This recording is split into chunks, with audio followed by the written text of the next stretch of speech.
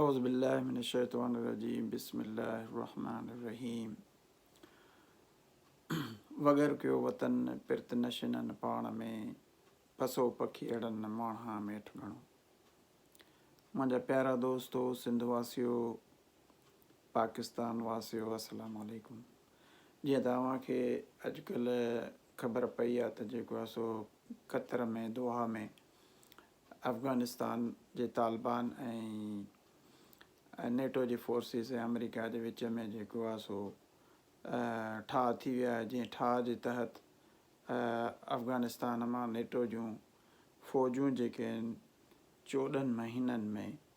इनखला कंदियूं, उतां निकिरंदियूं ऐं इन सां जेको आहे सो अमेरिका बिना कंहिं कामयाबीअ जे उतां निकिरी रहियो आहे ऐं तंग थी करे नेठि जेको आहे सो गोॾा खोड़ियईं ऐं उहो जेको आहे सो वापसि वञी रहियो आहे। हाणे असां ते हिकिड़ो वॾो फ़र्ज़ु आहे त असां वटि जेके आहिनि से आयल महिमान इहे अफ़गानी तक़रीबन 40 लख अफ़गानी आहिनि जेके सॼे पाकिस्तान ते आया, उन्हनि खे हुते रहायो, असां उन्हनि खे महिमान करे रहायो ऐं पाकिस्तान में उहे इस्लामाबाद खां वठी पिशावर खां वठी सिंध जे क्यामाड़ी बंदर ताईं जेके आहिनि से इहे मौजूदु आहिनि। हाणे असां जेको आहे सो इन्हनि महिमाननि खे जॾहिं त हाणे वापसीअ जो जेको आहे सो उन्हनि खे जेको आहे सो तारीख़ मिली वई आहे ऐं उन्हनि खे को बहानो कोन्हे को, तंहिंजे करे हाणे असां उन्हनि खे हितां वापसि वञणु खपे। उन्हनि जी वापसी तॾहिं ई थींदी जॾहिं असां सिंधी मुख़लिस थी करे हर हिकु पंहिंजे साइड में, जंहिंजे साइड में जेको आहे को अफ़गानी आहे त उहो उन जे बारे में ॿुधाए उनखे ऐं उतां जी गवर्नमेंट खे, उतां जे DCअ खे, उतां जे मुख़्तियारकार खे ऐं उतां जे पुलिस डिपार्टमेंट खे इंफॉर्मेशन ॾिए त बाबा हीउ जेको आहे सो हिते ई घरु आहे या हिते हिकु माण्हू आहे, हीउ हिते अफ़गानी रहे थो। उन सां ई जेको आहे सो इन्हनि जी कंप्लीट जेको आहे मुकमल हितां जेको आहे सो निकाली थींदी, इन्हनि खे निकाली ॾिनी वञे। जेकॾहिं असां इन में पंहिंजी जेका आहे फुर्ती न ॾेखारी ऐं असां जेको आहे सो सुम्ही रहियासीं ऐं असां जेको आहे सो सिर्फ़ु इहो चयोसीं त हुकूमत ई कंदी, त इहो पोइ ॾाढो नुक़सानु थींदो, हानिकार थींदो। छो जो अवां जेको आहे सो इन्हनि खे निशानदेही करे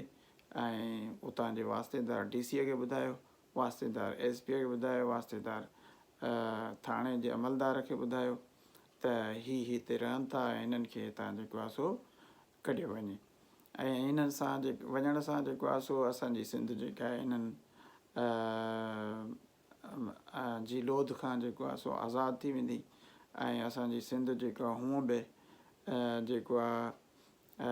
अंसार वारो कमु कयो आहे, जीअं अॻु में बि कयो, पर जेकॾहिं इहे जेके आहिनि से हितां हाणे न विया त पोइ पाकिस्तान सिंध खे ख़ासि तौर ते वॾो नुक़सानु पहुचंदो। छो जो सिंध जे मुख़्तलिफ़ शहरनि में इहे बरसियल आहिनि, इहे छांइजी विया आहिनि। उन जे करे तव्हां सभिनी खे, ऐं हीअ मुंहिंजो मैसेज जेको आहे ख़ासि तौर ते पंहिंजे पंहिंजे दोस्तनि में सर्कुलेट कयो